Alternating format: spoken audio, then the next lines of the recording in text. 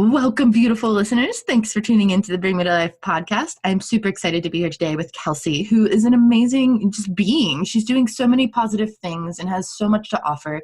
We talk about things like brain gym and just working with highly sensitive beings of all ages. We also talk about creativity and how it's important to your daily rituals and to release trauma and just become the best version of you. So stay tuned and listen to the full episode and find out more about her at kelseyfoxbennett.com.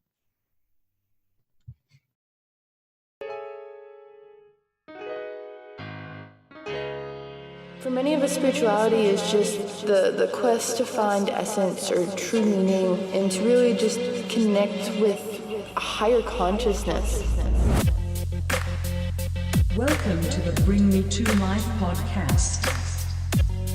Connecting with your spirituality is very important in this life. By becoming mindful of all of that, you can realize where you are and if that is leading you to where you want to go. Listen to the little simple things, because it's those little simple things that are going to shift you vibrationally in such a way that will prepare you to become very intuitively minded and ready to step forward on the next part of your path. I hope you can feel the love that's inside you, it's inside me, that connects us.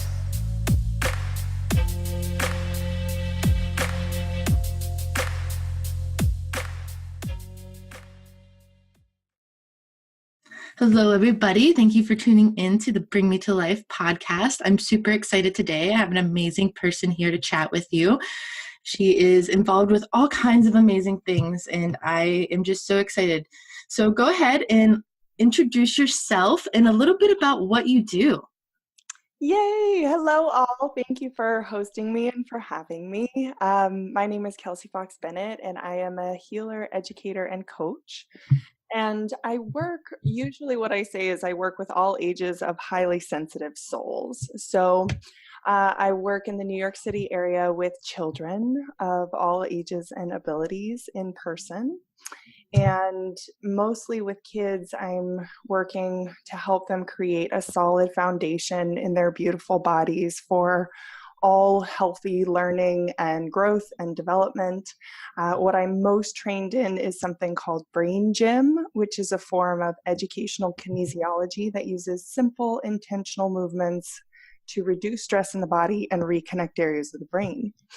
And I also do a lot of what my husband calls like stealth art therapy, where basically it looks like play, because that is how they learn, that is how they are taking in information and processing anything that they are going through, whether it's something, a traumatic event in the family, or something else happening at school or in their lives. So I work with kids in those ways, and then I also work with adult highly sensitive souls. So these are my empaths and my intuitives and caregivers. These are the people who give all of themselves and sometimes forget to refill. And I love filling you up.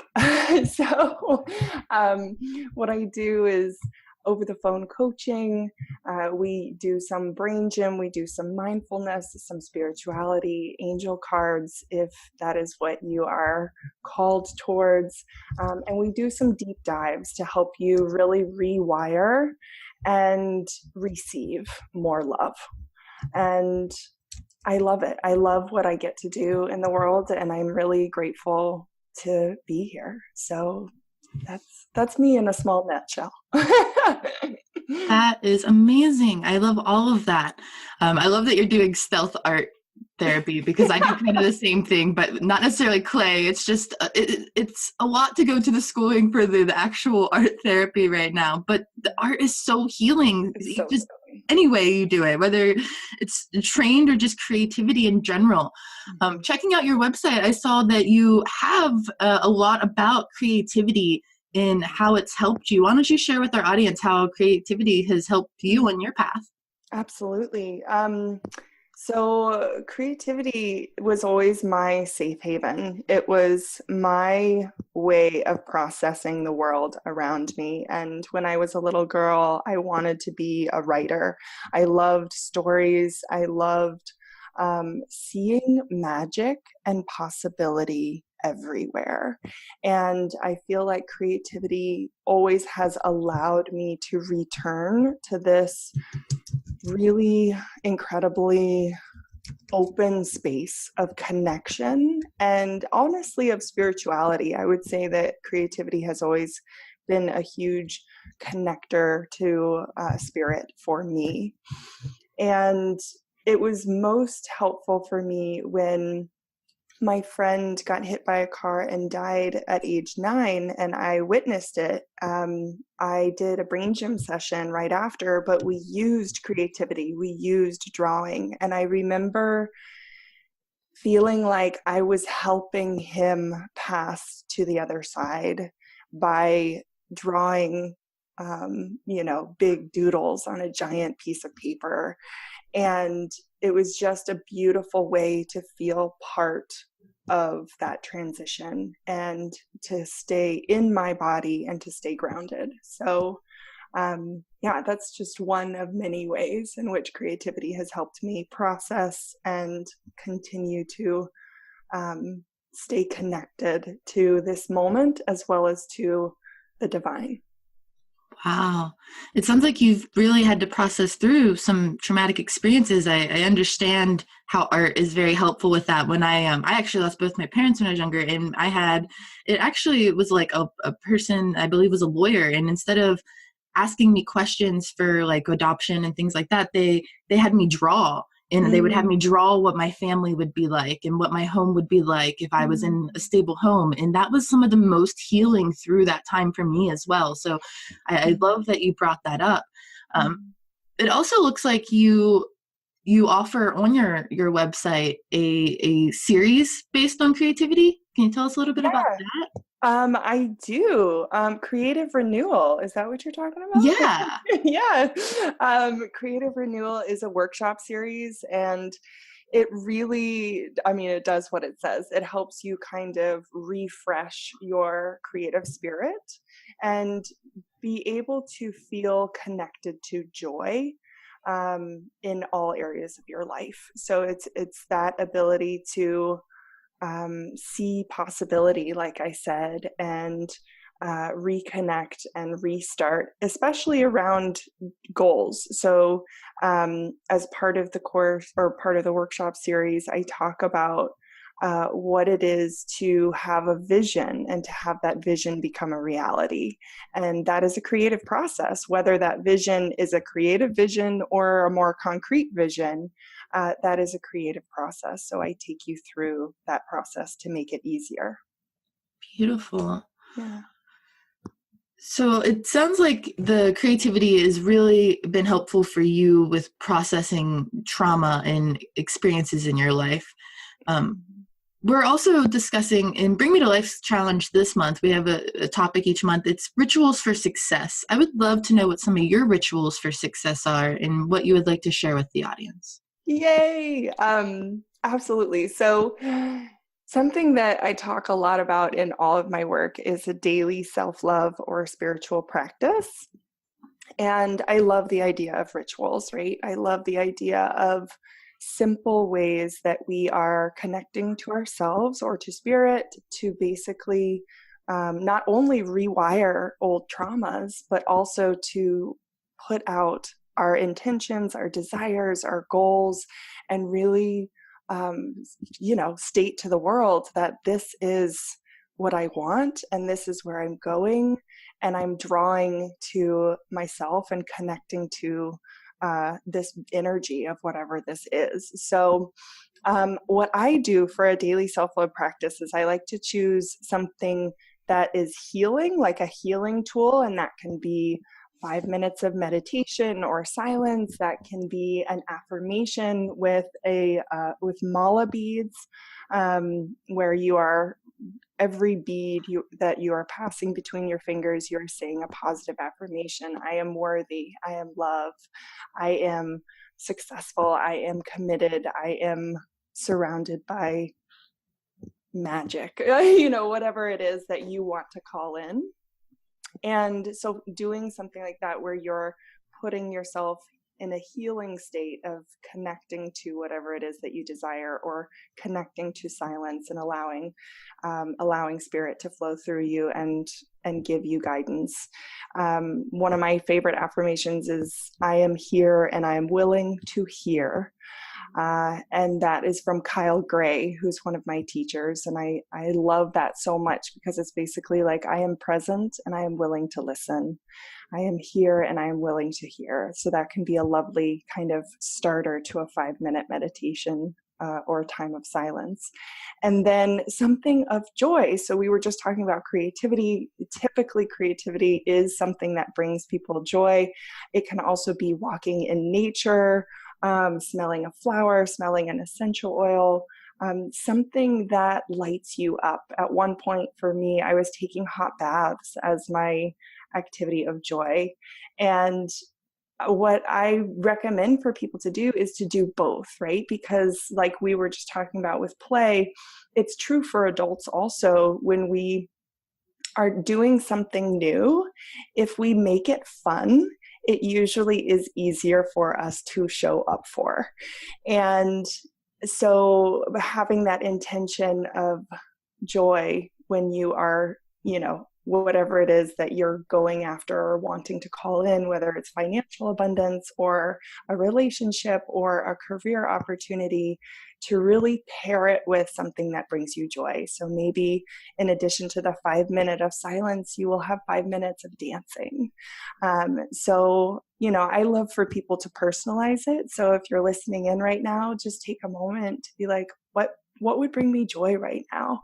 And like I said, it could be writing, it could be walking in a garden, it could be any number of things. So choose something that is more healing, something that is more that ability to really align yourself with whatever it is that you desire, and then choose something that just lights you up just for the fun of it. Because when we are following our joy, anything is possible and everything becomes easier. So yeah, that's my little nugget. That's all great information, and so true that little bit of joy is such a motivator. Mm-hmm. I personally, I got a journal and like a calendar, like a planner, and it was really hard for me at first to want to open it and look at it every day because it was taunting. I was like, man, my to-do list is just so long. So I had to find some way to make it fun. So I got a fun looking planner rather than just like a black and white one. It's like colorful and it's happy. And I got myself stickers. And yeah, it's like, to me, it's somewhat childish, but I get excited about it because I made it more like a scrapbook. So now not only am I planning my life every day, I'm creating something for me to look back on to see how far I've come with the accomplishments I was trying to do in said planner.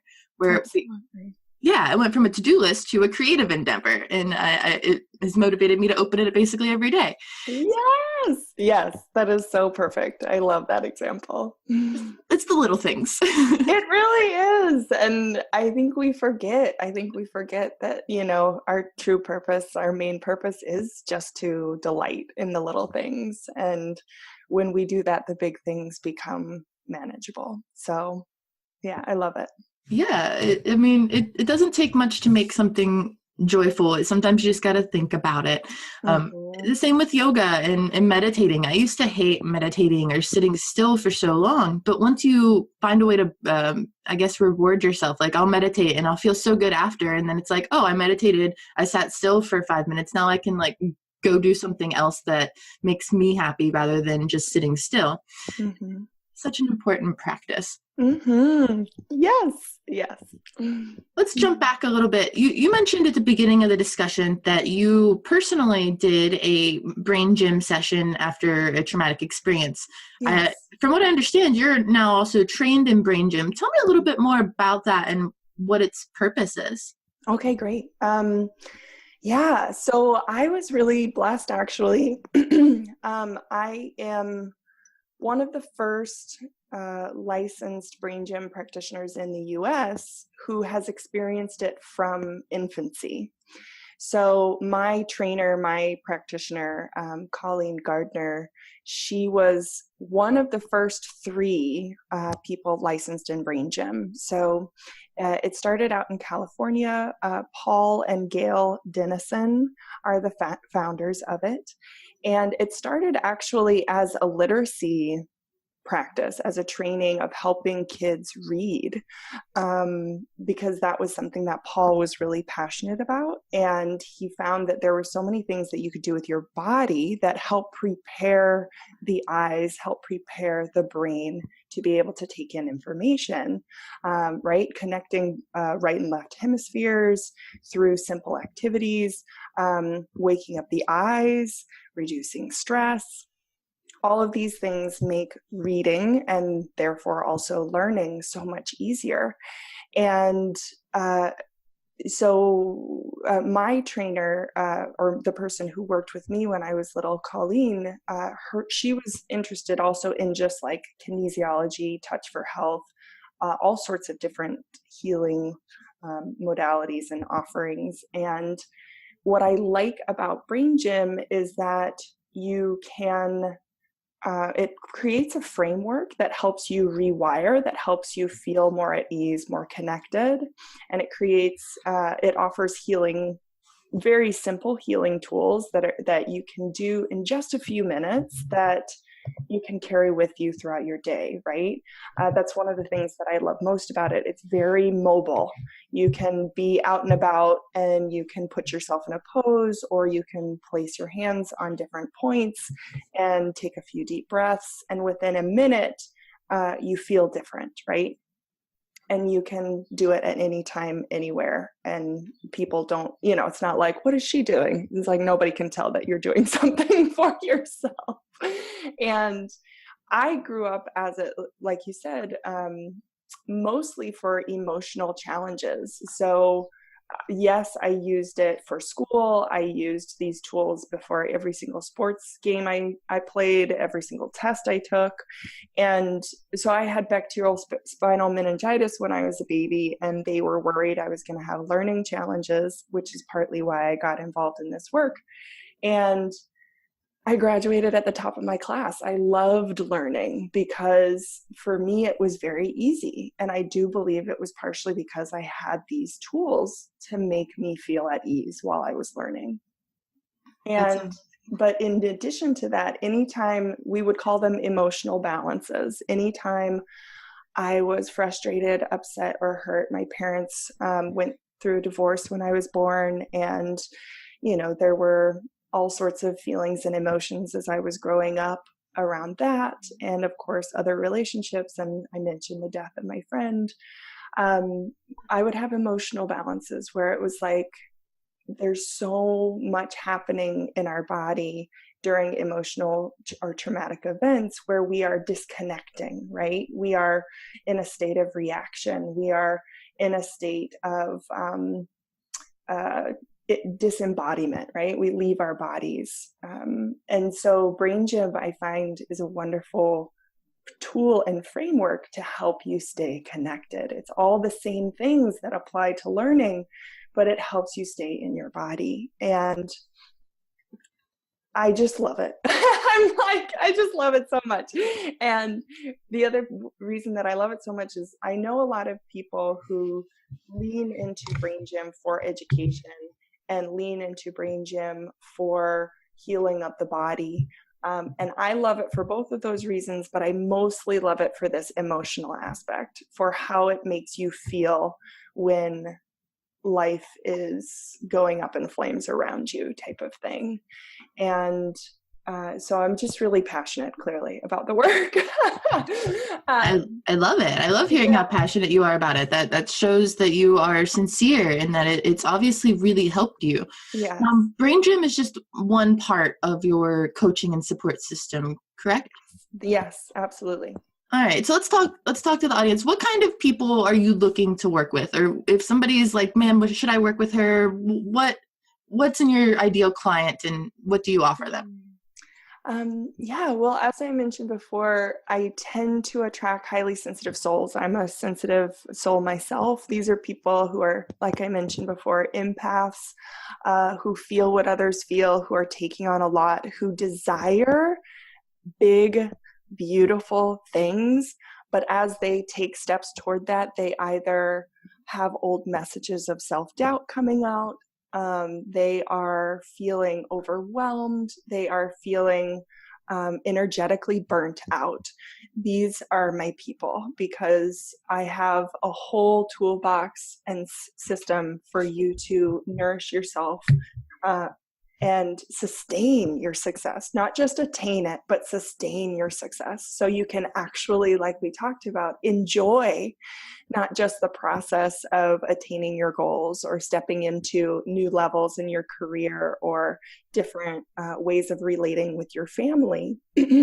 So there's a lot of healing, of course, that goes along with that in order to be able to sustain it and continue on your own.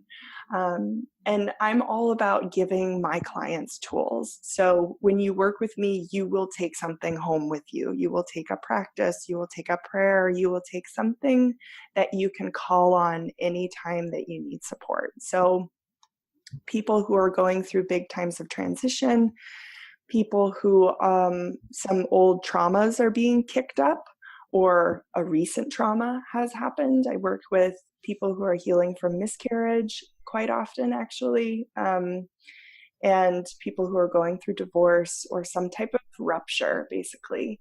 And I help you come home to your body. Yes. So that's it. Yeah. Yeah, that's amazing. And there's so many people who need that and need somebody to just talk to that's often disconnected from kind of the family or whatever the situation is. It's just good to have somebody that can work through and process that with you. Especially right now with so many people that are dealing with the traumatic experience and the news of like the abortion things and the miscarriage and everything that's included with that. There's a lot of loss and trauma going on and feels. And I know a lot of people that have had miscarriages are really upset about that because it's like their body didn't have a say. And as far as you said that they always get something to take home and you love giving things. On your website, we've talked about your website, it's kelseyfoxbennett.com, correct? Yes. Yay. On your website, you also have a abundance of amazing content. You have even a section called Free Love that gives people amazing topics to dive into. I've personally loved diving into that content. And you had one that spoke out to me that I know a lot of my clients have dealt with, and it was how to let go of the hope that your parents' love for you may change or something along those lines. Yes. That's such an important topic. Can you share a little bit about that? And then anyone listening can go to your website and check that out.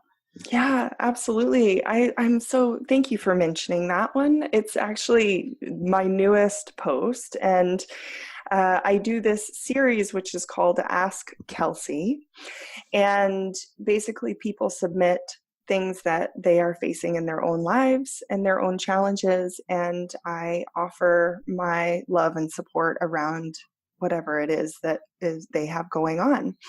Because, we're all connected, and many of us are, if we share what's happening with us, all of a sudden it's like, oh my goodness, so many people are experiencing a similar feeling and could use love and support. So I love this series that I've been doing, and someone submitted how to let go of hope that your parent will change and care about you.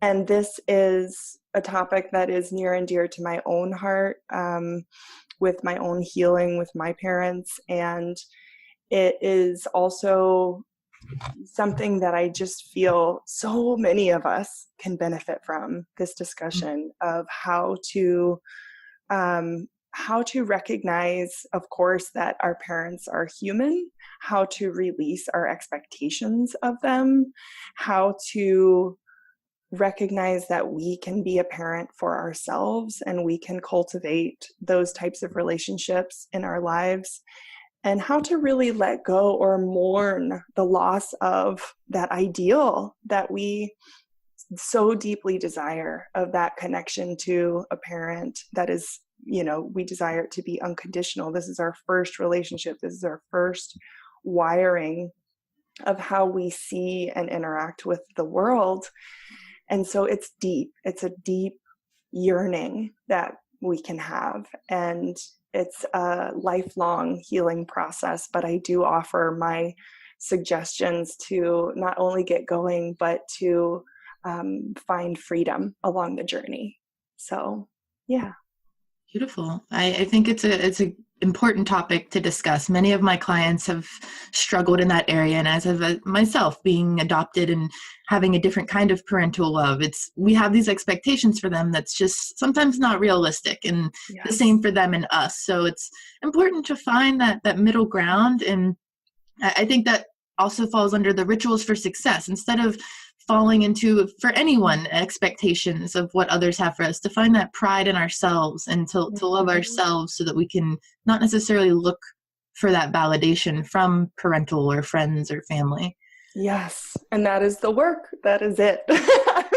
That is it. Yeah. That's what we're here to do. And we're all here to walk each other home with it. So I love that. Beautiful. So do you have anything else you would like to share with the audience? We've talked about so many amazing things already today. I know. I'm just so grateful. Thank you for reaching out to me. Thank you for having me today. This is a gift. Thank you. Beautiful. Well, I know you have a lot to offer and you're working on some amazing things. So whenever you are ready to release them, feel free to come back and talk to our audience.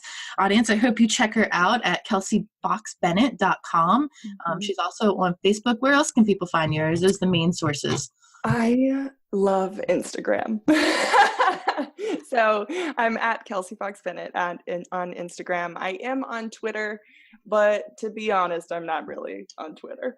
I feel you. Twitter is hard to keep up with. I like Facebook. I love Instagram. YouTube is YouTube when you can get there. Yeah, exactly. But no, I think Instagram is where I am mostly, and yes, Facebook too, because it's a wonderful way to connect with people. So yeah. Yay. All right. Well, thank you for joining me. Thank you, audience, for listening. Check her out. Send us some comment. Let us know what you think wherever you are listening. And until next time, I hope you stay awake and shine on always. Bye.